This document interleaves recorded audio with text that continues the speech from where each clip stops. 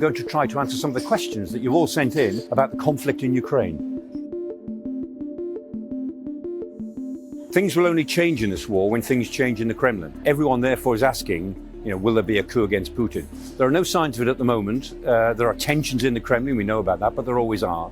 And it's impossible to say. Putin might disappear in 2 months' time, or it might be 5 years' time. But it won't be a popular revolt against him. It will be a coup somewhere among the Siloviki, the security people, the military, the security people, the people very close to him. The Siloviki, that elite of people around him, only about 20 or 30 of them. Sooner or later, they will actually remove him in some way or another. I'm sure about that, just don't know when.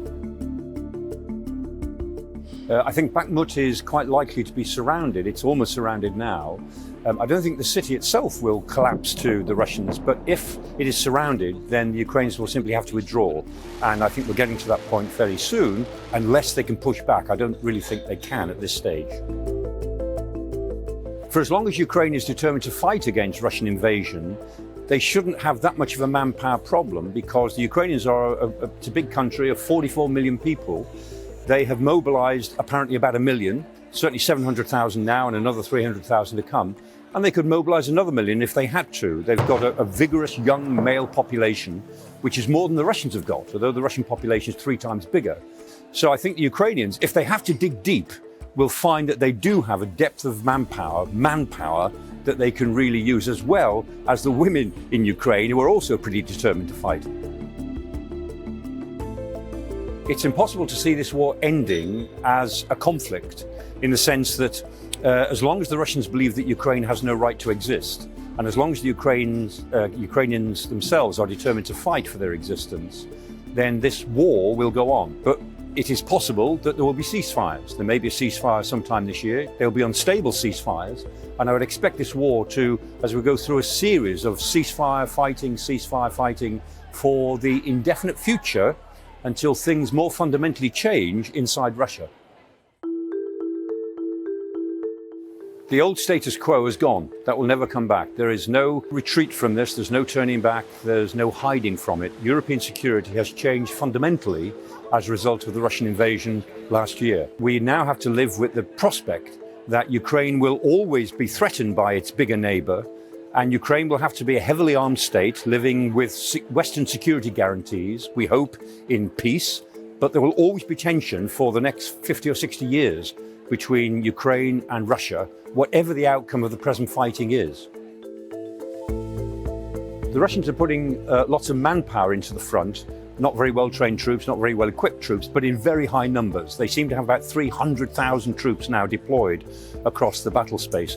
The Ukrainians are fighting a more Western-style war. They're not going in for human wave attacks, and they're using better techniques and better weapons against them, but they haven't got enough. They haven't got enough heavy weaponry. They're getting more, but it hasn't yet arrived in sufficient numbers to make a difference. So the Ukrainians, having done well in the autumn, are now holding this Russian push to buy themselves time to get their better weapons and newly organized forces together in order to try to push the Russians back. So this sense of stalemate is not really the essence of the problem. It's a pause before things start to happen in a big way. The weapons that have been given to Ukraine are given. There's no sense that they're being leased or purchased by the Ukrainians. The question of what happens to them afterwards really is a subject for another day, as far as Ukraine is concerned. Many of those weapons, of course, will be destroyed before the end of the fighting. Most weapon systems only last a matter of weeks or months before they're knocked out or they're so overused that they have to be completely refurbished. So I think the weapons that are donated to Ukraine will stay in Ukraine, and they will simply, as it were, need more weapons as the years go on. Even in peace, they will need a lot of weaponry and a lot of support in order to maintain their independence against a state, Russia, under Putin, that is determined to crush them. The Ukrainians need time at the moment. They need time to get this new equipment which is being sent to them organized into battalions and then armored brigades. If they can do that, then they have a choice. They can either use them to try to push in Luhansk and push the Russians back in the Donbass, which is where the essence of the battle looks as if it's going to take place this year.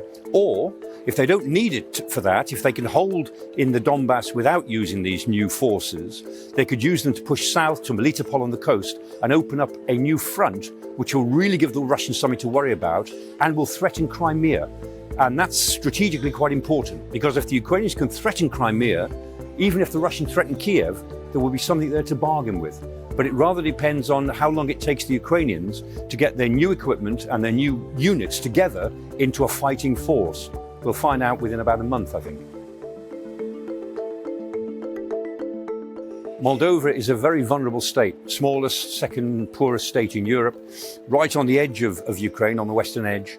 The Russians have always played games in Moldova, and Moldova is getting plenty of political support from the European Union and some encouragement from NATO, but nobody wants to put Western troops into Moldova to support the government. Everyone is hoping that Moldova can get through the political crisis, which the Russians are trying to manufacture. On the 19th of February, the Russian minority in Moldova called a major demonstration to try to remove the government. It failed miserably, and so there is some prospect. Perhaps the government of Moldova, led by the female president and a very good new prime minister, ex-economics minister, might be able to get through the next few months.